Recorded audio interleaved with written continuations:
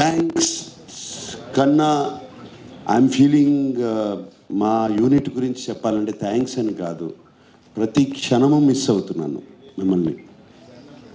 ఈ సినిమా అయిపోయిన దగ్గర నుంచి I'm missing all of you, everybody. అంటే ఎంత హాయిగా ఉండేది సినిమాకి వచ్చినప్పుడు.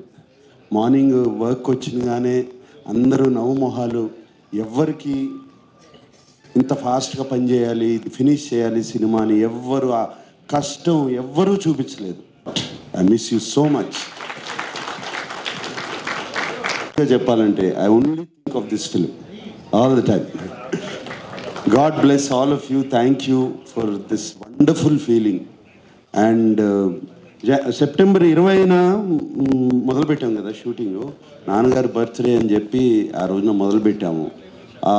ఆ స్టాచ్యూ ఆ రోజున మేము స్టాచ్యూ ఆవిష్కరించాము. ఆ రోజున స్టాచ్యూ జరిగింది.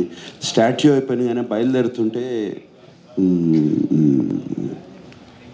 ఫస్ట్ ఎవరికి తెలియదు, ఫ్యామిలీ ఎవరికి తెలియదు ఇలా సినిమా ఓపెనింగ్ జరుగుతుందని.